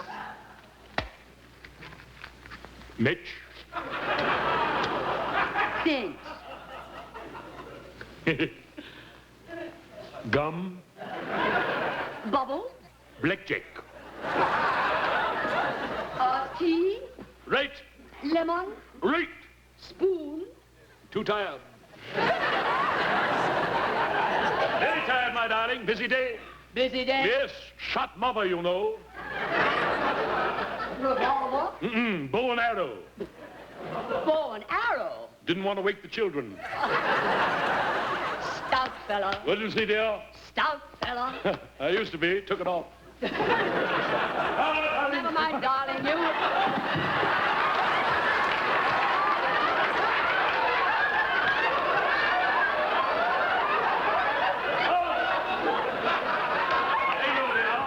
Never mind, darling. Yes, you... dear. What is it, Canoe? What is it, darling? I'm trying to get back to the script. All right. Darling. Back to Lux, if you know what's up. Darling. And you can write the Procter & Gamble on it, too. Yes, darling. I want you to keep a stiff upper lip. What's going to keep the lower one from sagging, darling? Ah, you're beautiful. Oh. I may be wrong, but I think you're beautiful. And I think I'm wrong. Looks like I spritzed all over you, my darling. Let a smile be your umbrella, my dear. Ah, darling, you're so adorable. Ah, Toulouse, I love you more than life itself. Darling, you and I shall go away. I'm going back to London. Going to London, my darling. Back to London? Yes. Have you ever been to London before? I was married in London, right in the center of London. Piccadilly? Picked a lemon. Yes. When you get to London, are you going to get an audience with the king? I might as well. I'm losing this one, I think. Right now, my darling, it's getting late. Supposed to play tennis with Lord Hamantosh. Hamantosh? Lord Hamantosh. He's a cheap duck. A cheap duck. You know what he did? A cheap duck? Yes. He bought the cheapest groceries and he thought it didn't matter. His wife was very patient, not a murmur did she utter. But she fed him tainted waffles till the effervescent butter was so bitter that he beat her, but he bought a better butter. You know, back in those pioneer years, Sinatra appeared on my series in many different sketches. Here's one he did in 1950 with Lon Chaney Jr. It's part of a classic old comedy scene called The Mad Scientist. Now you're cured. I'm cured. Now your brain is worthy of my use. Yeah. Now I can transfer your brain into the brain of a human being. A human being? What are you going to do? What are you going to do? Stanislaus! Yes, Master. Bring in that other human guinea pig. A human guinea pig? You've got another human guinea pig? This is going to be the greatest experiment of all time. Yeah, but Believe me. I am going to put you to sleep with hypnosis. Sleep. He's in a coma. He's in a pericomo. His name I'm while sorry I'm I around said here on this show.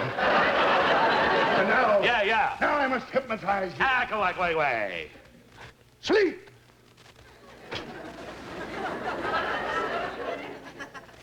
Sleep.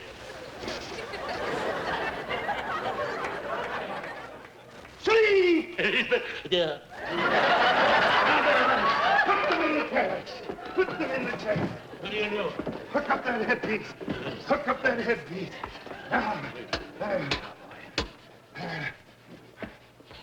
Now, now I will push the lever.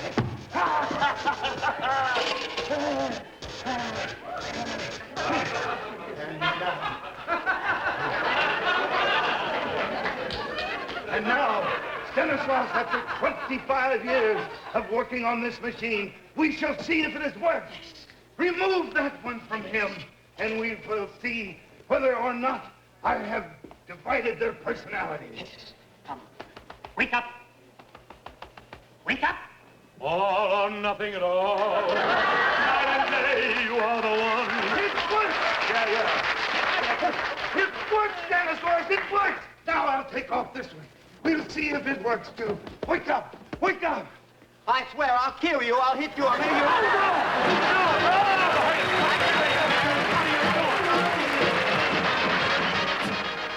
Oh, that's Sinatra, what a pro. And he usually turned up when you least expected him. Like in this sketch from 1951, when the biggest hit song in the country was called The Thing. It was all about a large crate that was washed ashore on a beach, and nobody knew what was in it. Well, here's how Martha Raye and I found out what was inside that crate. Let's see what's in the box. It says The Thing. Well, let's open it. Let's open it. See what's in it.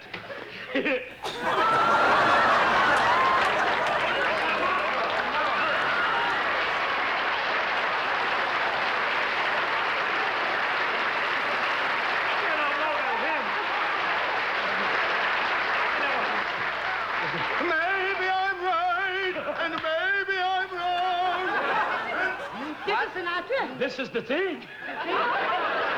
Boys, what are you doing in that box? Tell me. Well, I'll tell you. Yeah. For 3 long years, I've watched the crazy, corny things you do. I finally crawled inside this box to get away from you.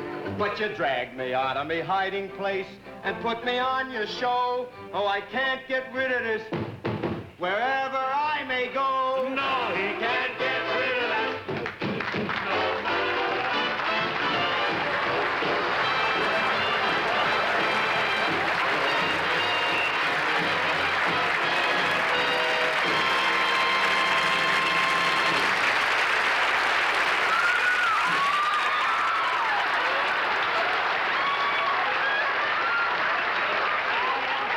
What do you want to say? It may be all skin and bones, but it's mine. Oh, get out! Boy, those sketches were wacky. You know, a carnival comedy wouldn't be complete without a monologue. And here's one I did in 1949, all about income taxes. And some of those topical jokes that I told over 40 years ago still hold up today. Thank you. Lady, don't laugh. You may have children of your own one of these days. Thank you. How do you like me? How do you like that? I look like a professional blind date. I'm not kidding. How do you like that? You've seen the picture, knock on any door? Look like they slammed one in my face. How do you like the outfit? Isn't it lovely? Lovely. I got the suit. I got the suit for the spring. You should have seen what I got for the mattress. Pretty, isn't it? Isn't it lovely? There's nothing like buying a suit when you're down in the dumps. That's where I got this one. Really, isn't it pretty? It's a herringbone. It looks like the herring was round-shouldered. But if you think I look funny, you people should come up here.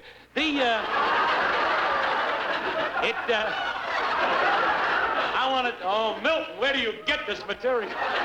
Where do I get it? My mother taps telephone wires. It is really...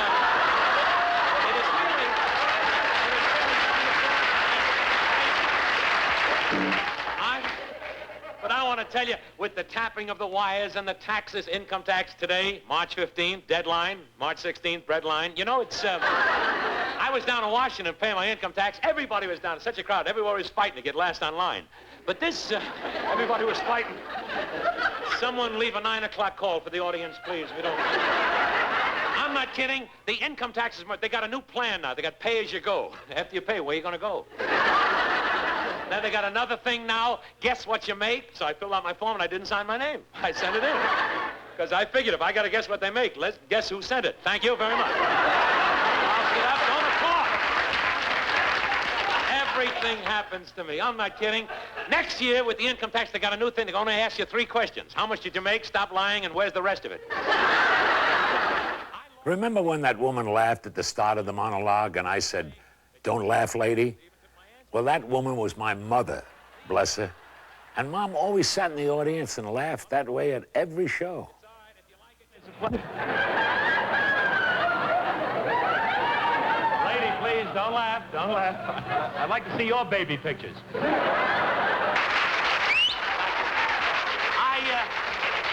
glad. Lady, please, please. You got all night to make a fool of yourself. I only got an hour. Please.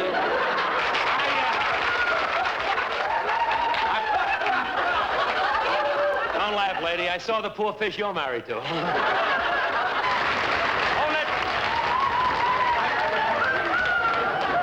Don't laugh, lady. I look like Laurence Olivier. You look like Chop Livia.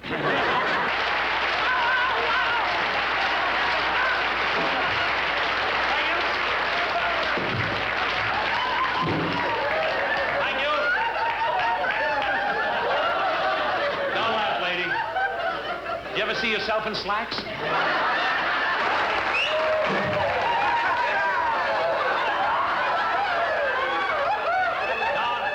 laugh, lady. Now you know what you look like when you get up in the morning.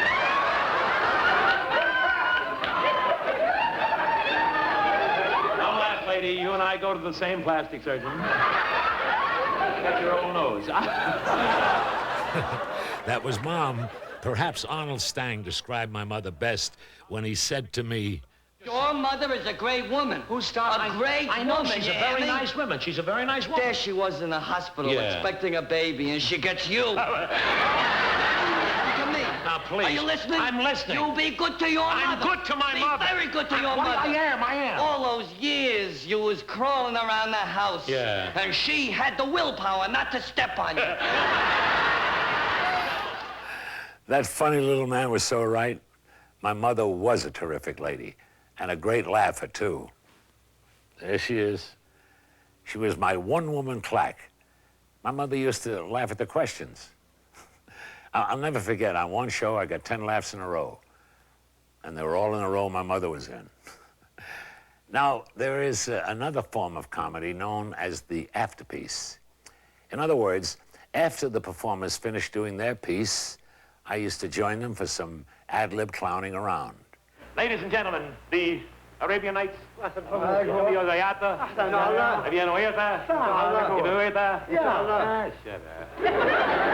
Arabian Nights present a very sensation trick. One man, flying in midair and landing on top of another man's shoulders. They will do this trick all together simultaneously. This act is available for bazaars, confirmations, and picnic parties. Get in touch with them at Pitkin 87344. It's a candy store, but they'll call them. Thank you.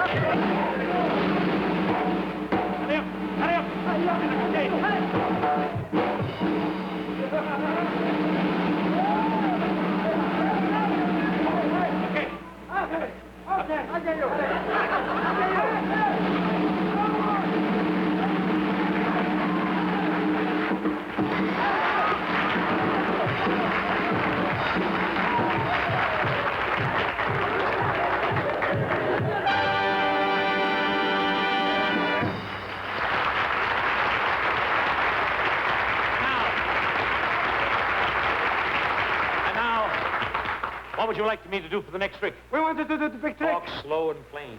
Slow. We want to do Breathe very slow. We want you to do no ad-libbing now. There are children out there, yes? We want you to do the big trick. See you again.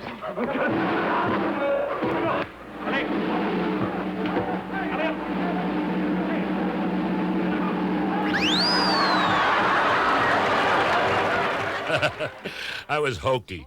Now, here's a novelty afterpiece I did with the most unusual singer, Rex Weber. May I tell you something, Mr. Weber? We're rehearsing now, and you're not allowed, people that don't belong to AFRA, American Federation of Radio Artists, are not allowed to sing songs on our program. Well, don't worry about the union. No, why? No, because I'll sing it with my mouth shut. They'll never know. Well, this I gotta see.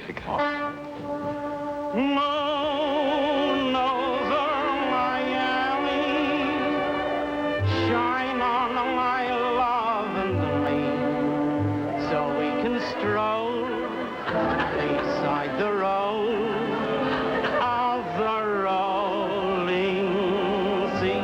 Sure, it's me. Is that you? Sure. No, Northern Miami, shine on as we begin. Oh, that's not you. This is great. That may come true. The union will never know when the time comes in. Hark to the songs of the smiling troubadours. Hark to that throbbing guitar. He's singing. Hear how the waves offer thunderous applause. After each song, the stars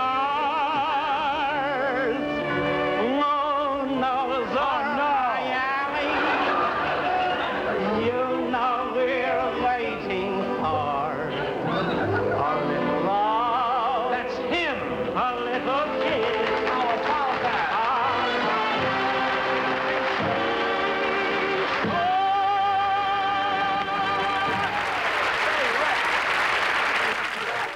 Here are 3 different dancing afterpieces that I did. First with Hal Leroy, then Martha Raye, then the Dunhills.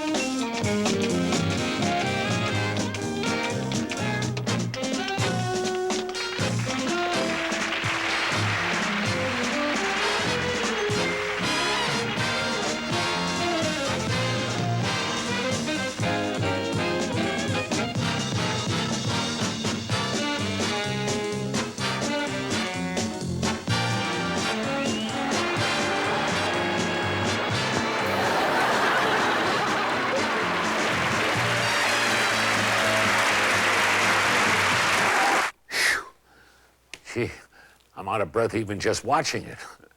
You know, in 1948, when I made my debut on television, my style of comedy was raucous, brash, flippant, and aggressive.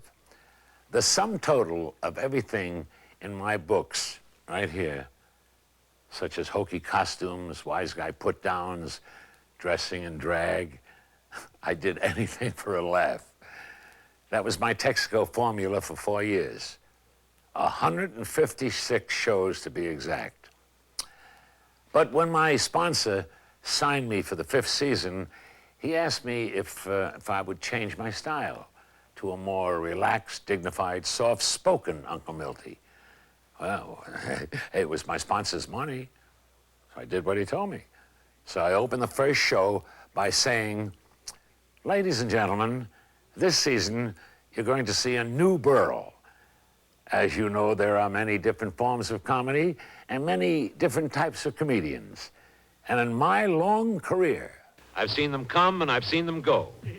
I've seen you come, Berle. Why don't you go? Who are you? Me? I'm you from years ago. I'm Uncle Milty.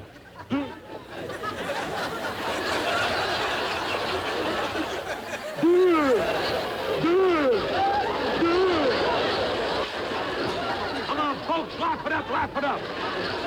Are you in here for entertainment or revenge? And now, ladies and germs, I call you ladies and gentlemen, and you know what you are. Oh, I do not do stuff like that anymore. Today, comedy is sophisticated. You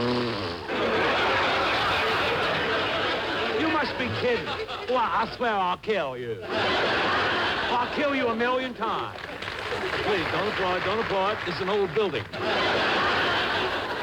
And that's an old joke. Yeah, but the people love it. I was on the edge 10 years ago. Every week I had millions of people on the floor. Really? The kind of people who watch me have furniture. Oh, he made it funny. Folks, ain't he a doll? A doll. D-U-L-L. Doll.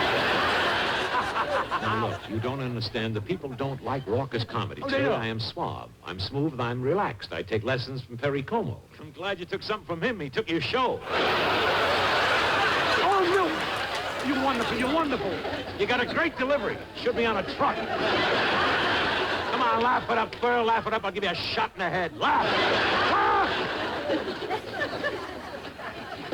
No, you can stop making those kind of remarks. I do all right. I know what the television public want today. You do? I know. So do I. Coming, Mr. Dillon. Coming, Mr. Dillon. I am not talking about imitations. I'm talking about laughs. You're talking about them, Burl, but you're not getting any. Now, just look at you. You ought to be ashamed of yourself. You walk here before public. Look at the suit you're wearing. I bet you never even had it pressed. Ah, that's where I fooled you. The suit's pressed. My body's wrinkled.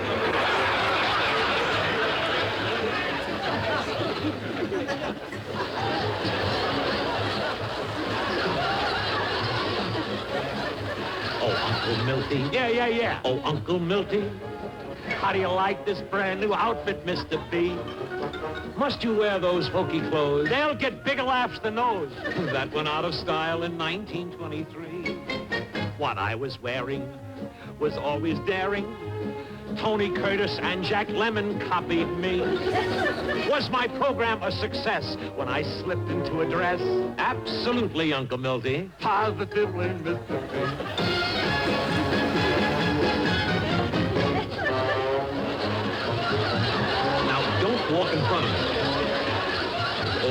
that you used to do in that old show? Now, don't do that. Now, stand still and don't do that. Stop with those corny bits. Today, you cannot insult the public's intelligence. Well, get off the stage and nobody ever notice it. How about that, folks? How about that? That's it. I demand you stop with these insults. If I'm so bad, how come NBC signed me for 30 years? How come? They signed me, Burl. They got stuck with you. Now, Uncle Milty. Yeah. Now, Uncle Milty. There's a brand new form of comic on TV. What do you mean? No more blacking out a tooth. Turning ankles is uncouth. Can I even mug and holler, wowee-wee? But Uncle Milty. Yes, sir. But Uncle Milty. There's one thing on which the both of us agree. Say no matter what the style, we will try to make him smile. Absolutely, Uncle Milty? Positively, Mr. B. Oh, yes, we've both made a barrel of money. We may not always be funny, but we'll settle for half to bring you a laugh.